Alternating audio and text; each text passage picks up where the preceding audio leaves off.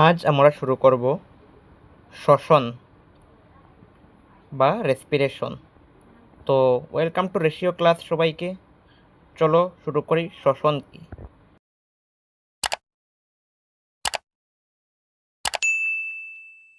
দেখো এখানে লেখা আছে যে 1780-তে বিজ্ঞানী লেবোইসিওর প্রথম শ্বসন কথাটি তাৎপর্য ব্যাখ্যা করেছিলেন। শ্বসন কথার অর্থ হচ্ছে যে শ্বাসকার্য চালানো, এবং এক কথায় শ্বসনে বিভিন্ন রাসায়নিক শক্তি গতিশক্তি বা তাপশক্তিতে রূপান্তরিত হয়।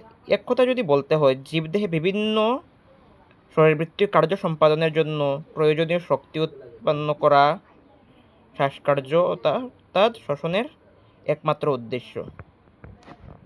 বিজ্ঞানী লেবোইসির প্রথম এটি ব্যাখ্যা করেছিলেন।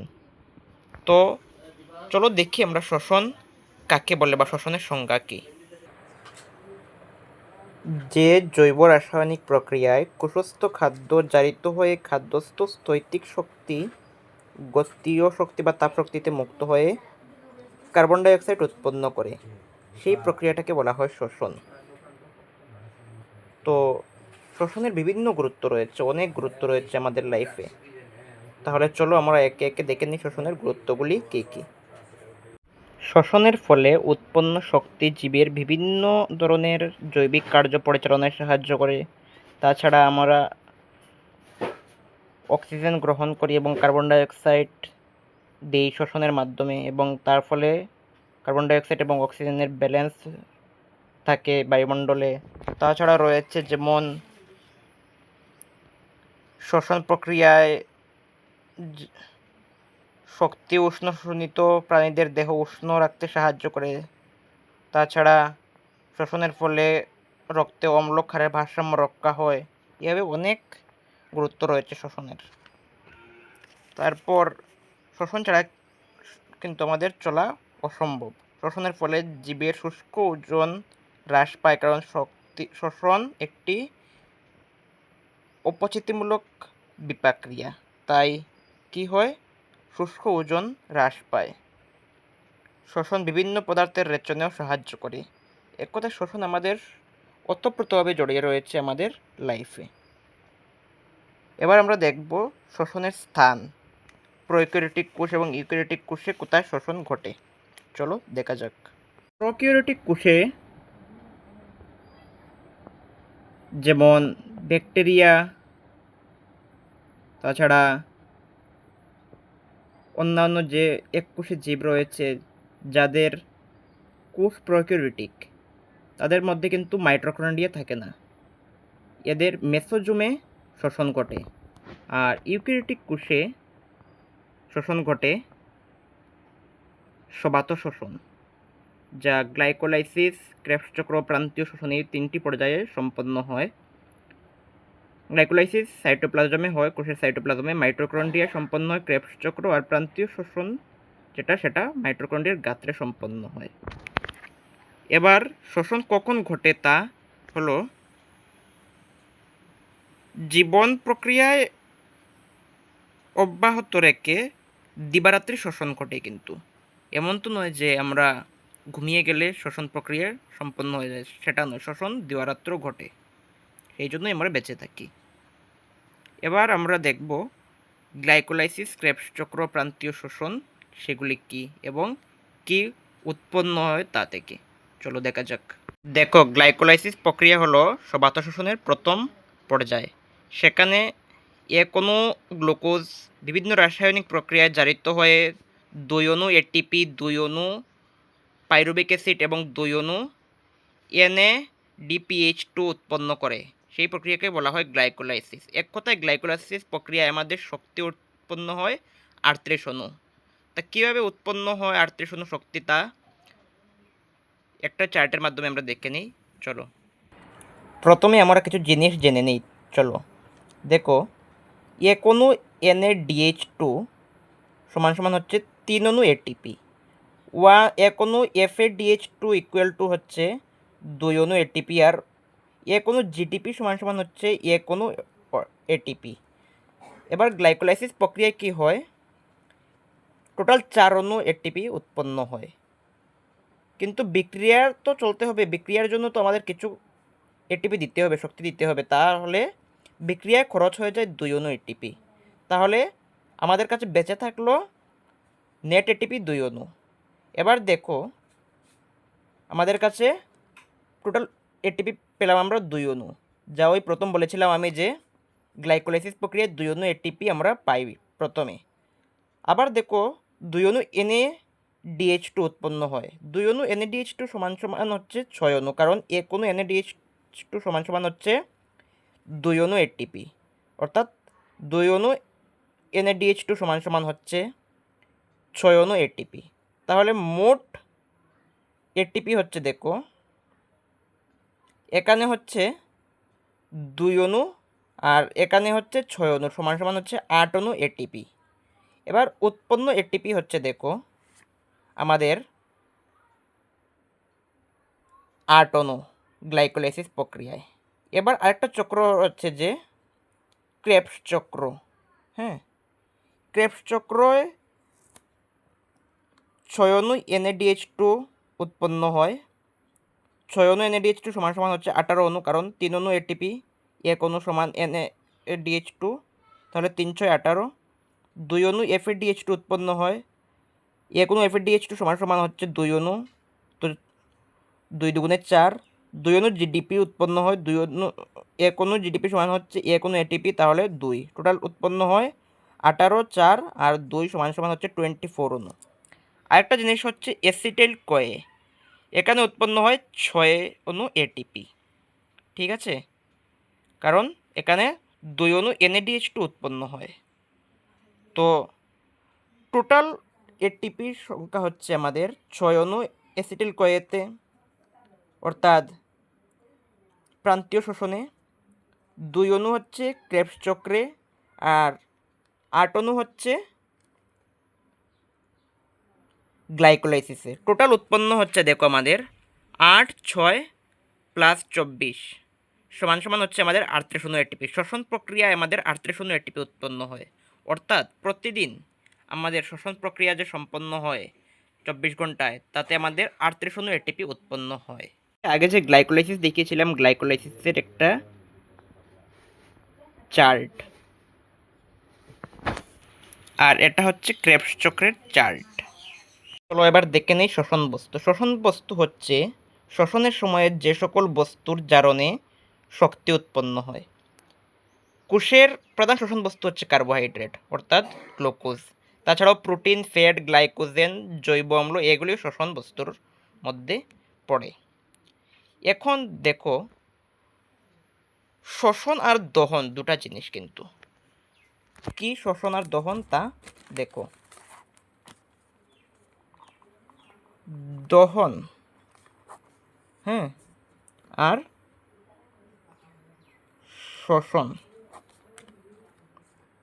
কি দুটা জিনিস দেখো।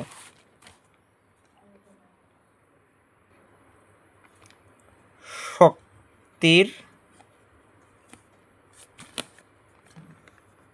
মুক্তি দ্রুত হয়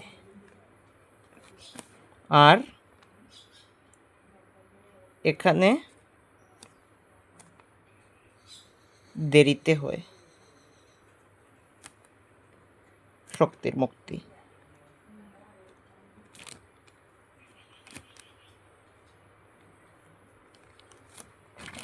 এই হচ্ছে শ্বসন আর দহনের মধ্যে পার্থক্য।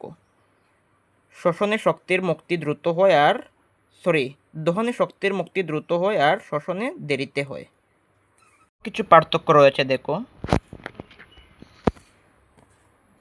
প্রক্রিয়ার ধরনের ভিত্তিতে যদি পার্থক্য করি আমরা, জৈব রাসায়নিক নিয়ন্ত্রণ প্রক্রিয়া হচ্ছে শ্বসন, আর সেটা হচ্ছে ভৌত রাসায়নিক এবং অনিয়ন্ত্রণ প্রক্রিয়া।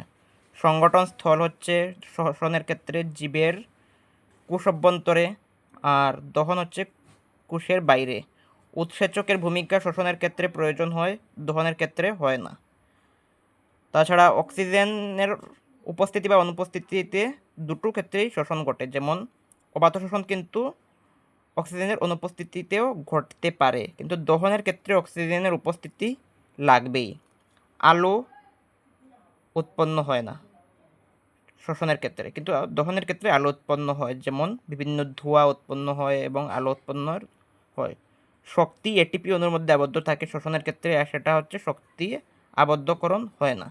এই হচ্ছে শ্বসন আর দহনের মধ্যে মূল পার্থক্য। শ্বসন হচ্ছে দুই প্রকার, সেগুলি হলো সবাত শ্বসন এবং অবাত শ্বসন। সকল বায়ুজীবী জীবের পক্ষে বা জীবের ক্ষেত্রে সবাত শ্বসন দেখা যায় এবং অবায়ুজীবীর ক্ষেত্রে দেখা যায় অবাত শ্বসন। ঠিক আছে, এবার বায়ুজীবী হচ্ছে উন্নত উদ্ভিদ ও প্রাণী, আর অবায়ুজীবী হচ্ছে ব্যাকটেরিয়া, ইস্ট ইত্যাদি। তো সবাত শ্বসন এবং অবাত শ্বসনে কীভাবে সম্পন্ন হয় তা দুটি সমীকরণের মাধ্যমে এখানে দেখানো হয়েছে। দেখো, গ্লুকোজ অক্সিজেনের সাহায্যে যুক্ত হয়ে উৎসেচকের প্রভাবে ভেঙে উৎপন্ন করে 6 অণু কার্বন ডাই অক্সাইড, 6 অণু জল এবং 686 কেসিএল শক্তি।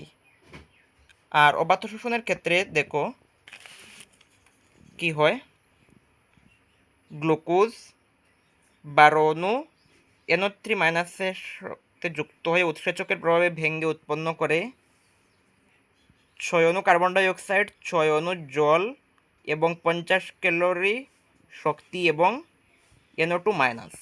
এই হচ্ছে সবাত শোষণ এবং অবাত শোষণের মধ্যে মূল পার্থক্য। তাছাড়াও আরও অনেক পার্থক্য রয়েছে, সেগুলি এখন দেখাবো। সবাত শোষণের ক্ষেত্রে অক্সিজেনের উপস্থিতির দরকার হয়, অবাত শোষণের ক্ষেত্রে হয় অথবা হয়ও না। সংগঠন স্থল হচ্ছে সবাত শোষণ হয় সাইটোপ্লাজমে এবং মাইটোকন্ড্রিয়ায়, আর কোষের সাইটোপ্লাজমে হয় অবাত শোষণ। শ্বসন বস্তু সম্পূর্ণ জারণ ঘটে সবাত শোষণে, অবাত শোষণে আংশিক ঘটে। 3টি পর্যায় লক্ষ্য করা যায় সবাত শোষণে: গ্লাইকোলাইসিস, ক্রেবস চক্র, প্রান্তীয় শোষণ। আর অবাত শোষণে শুধুমাত্র গ্লাইকোলাইসিস। কার্যকারী দক্ষতা হচ্ছে শক্তিরূপে কার্যকারী দক্ষতা অনেক বেশি এবং অবাত শোষণে কার্যকারী দক্ষতা কম। আর উৎপন্ন বস্তু হচ্ছে অবাত শোষণে কার্বন ডাই অক্সাইড, জল এবং শক্তি। আর এখানে হচ্ছে কার্বন ডাই অক্সাইড, জল, শক্তি এবং NO2-। এই হচ্ছে মূল পার্থক্য। শ্বসন অনুপাত হচ্ছে কার্বন ডাই অক্সাইড এবং অক্সিজেনের অনুপাত। তো আমরা দেখেছিলাম যে আগে সবাত শোষণ এবং অবাত শোষণের মধ্যে 6 অণু অক্সিজেনের থেকে 6 অণু কার্বন ডাই অক্সাইড উৎপন্ন হয়, তাহলে সেখানে অনুপাত দাঁড়ালো 1, তাহলে শ্বসন অনুপাত হচ্ছে 1। সুন্দরী নামক উদ্ভিদে শ্বাসমূল দেখা যায় শ্বাসকার্য চালানোর জন্য, অর্থাৎ লাম্বজাতীয় উদ্ভিদের ক্ষেত্রে সেটা দেখা যায়, কারণ হচ্ছে শাখা প্রশাখা অভিকর্ষজের বিপরীতে থাকে এবং বায়ু থেকে অক্সিজেন শোষণ করার জন্য সেটা দেখা যায় সুন্দরী নামক উদ্ভিদে। তাছাড়া রয়েছে দেহতলের মাধ্যমে অ্যামিবা বা পন্স, দেহত্বকে হচ্ছে কেঁচো, জোঁক, শ্বাসনালী হচ্ছে আরশোলা, গ্রাসহপার, ফুলকা হচ্ছে চিংড়ি, রুই, কাতলা, ফুলকা, অতিরিক্ত ফুলকা হচ্ছে কই, শিঙ্গি, মাগুর, আর ফুসফুস হচ্ছে পায়রা, টিকটিকি, মানুষ তাদের শ্বাসকার্য চালায় সেই সব অঙ্গের মাধ্যমে। এই হচ্ছে তার চিত্র। জলজ প্রাণীদের শ্বাসহার স্থলজ প্রাণীদের থেকে দ্রুত হয়, কারণ এরা জলে দ্রবীভূত অক্সিজেন গ্রহণ করে। জলে দ্রবীভূত অক্সিজেনের পরিমাণ কিন্তু খুব কম হয় বাতাসের অক্সিজেনের পরিমাণের চাইতে, তাই তাদের শ্বাসহার দ্রুত হয়। তাছাড়া আরশোলার ক্ষেত্রে মানুষের শ্বাসযন্ত্র, মুখ্য শ্বাসঙ্গ এবং গৌণ শ্বাসঙ্গ। মুখ্য শ্বাসঙ্গের মধ্যে রয়েছে যেমন শ্বাসনালী, ব্রঙ্কাস, ব্রঙ্কিউল, ফুসফুস, অ্যালভিওলাই। আর গৌণ শ্বাসঙ্গের মধ্যে রয়েছে নাসারন্ধ্র, গলবিল, মধ্যচ্ছেদা, লেংরিকাস, বক্ষীপঞ্জর এবং পাঞ্জর মধ্যস্থ পেশি। চলো এবার মানুষের শ্বাসযন্ত্র চার্টের মাধ্যমে দেখা যাক। দেখো, নাকের মাধ্যমে শ্বাসবায়ু যায়, তারপর স্বরযন্ত্রের মাধ্যমে গিয়ে ফুসফুসের মাধ্যমে যায়। এটা হচ্ছে শ্বাসনালী। এটা হচ্ছে ট্রাকিয়া, তারপর হচ্ছে মেইন রাইট ব্রঙ্কিওই, তারপর হচ্ছে রাইট লাংস, এটা হচ্ছে মধ্যচ্ছদ বা ডায়াফ্রাম নিচের অংশটা, সেটা হচ্ছে লেফট লাং, এটা অলভিওলাই, এটা ব্রঙ্কি, তারপর হচ্ছে লেফট মেইন ব্রঙ্কিয়াস, আর এটা হচ্ছে ওরাল কেভিটি বা কেভিটি। আর এখানে দেখাচ্ছে যে অলভিউলার প্রসেস। এই হচ্ছে মানুষের সম্পূর্ণ শ্বাসযন্ত্র। দেখো, আমরা শ্বাস বন্ধ করে 40 থেকে 50 সেকেন্ড থাকতে পারি, কারণ 40 থেকে 50 সেকেন্ড পরে আমাদের রক্তে কার্বন ডাইঅক্সাইড পরিমাণ অনেক বৃদ্ধি পেয়ে যায়, তাই আমাদের শ্বাস ছাড়তে হয় তাড়াতাড়ি, এবং শ্বাস ছাড়াটাকে বলা হয় প্রশ্বাস এবং নেওয়াটাকে বলা হয় নিঃশ্বাস। এভাবেই শেষ হলো আমাদের রেসপিরেশন বা শ্বসন। আমরা কাল পড়ব পরিবহন পড়ার জন্য চোখ রাখো আমাদের রেশিও ক্লাসে, ফলো রাখো। ধন্যবাদ।